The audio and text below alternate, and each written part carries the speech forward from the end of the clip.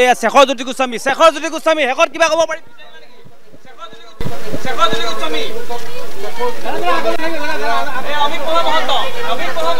কি ক'ব বিচাৰিবা অমিত প্ৰভা মহন্ত আৰু শেখৰজ্যোতি গোস্বামী এয়া পোনে পোনে দেখুৱাই আছোঁ আমি এওঁলোকক ইয়াৰ পৰা লৈ যোৱা হৈছে এয়া CID কাৰ্যালয় আৰু CID কাৰ্যালয়ৰ পৰা পোনে পোনে তেওঁলোকক লৈ যোৱা হৈছে পিছে পিছে গৈ থাকিবলৈ চেষ্টা কৰিম এয়া হৈছে CID কাৰ্যালয় CID কাৰ্যালয়ৰ পৰা আমি পোনে পোনে দেখুৱাবলৈ যত্ন কৰিছোঁ এয়া লৈ যোৱা হৈছে শেখৰজ্যোতি গোস্বামী আৰু অমিত প্ৰভা মহন্তক এইদৰে লৈ যোৱা হৈছে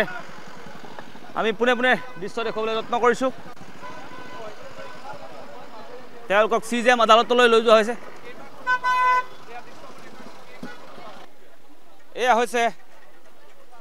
এয়া হৈছে CID কাৰ্যালয় আৰু CID কাৰ্যালয়ৰ পৰা পোনে পোনে লৈ যোৱা হৈছে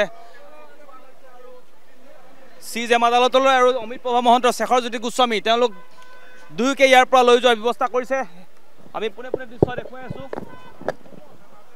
আৰু সমান্তৰালভাৱে আমি ক'ব বিচাৰিছোঁ যে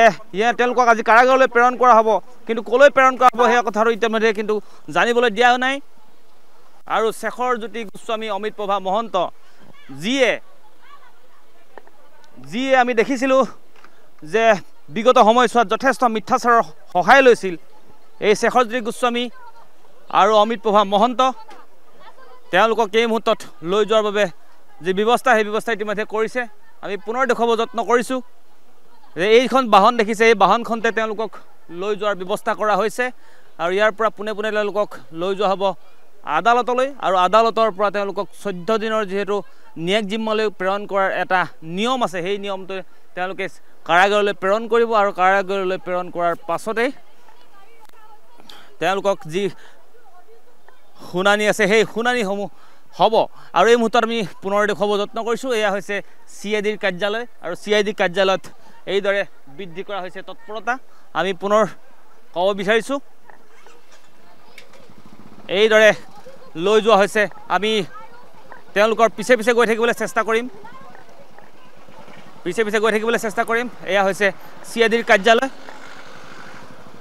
CID কাৰ্যালয়ৰ পৰা আমি পোনে পোনে দেখুৱাবলৈ যত্ন কৰিছোঁ এয়া লৈ যোৱা হৈছে শেখৰজ্যোতি গোস্বামী আৰু অমিত প্ৰভা মহন্তক এইদৰে লৈ যোৱা হৈছে আমি পোনে পোনে দৃশ্য দেখুৱাবলৈ যত্ন কৰিছোঁ তেওঁলোকক CJM আদালতলৈ লৈ যোৱা হৈছে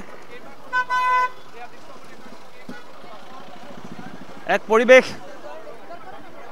ইয়াত যথেষ্ট নিৰাপত্তা বেষ্টনী কটকটীয়া কৰি তুলি লৈ যোৱা হৈছে ইয়াৰ পৰা তেওঁলোকক কেইবাখনো বাহন তেওঁলোকৰ পিছে পিছে লৈ যোৱা হৈছে আৰু আমি জনাইছোঁ যে তেওঁলোকক ক'লৈ লৈ যোৱা হ'ব সেয়া এতিয়াও নিশ্চিত হোৱা নাই আমি যিমান দূৰ পাৰোঁ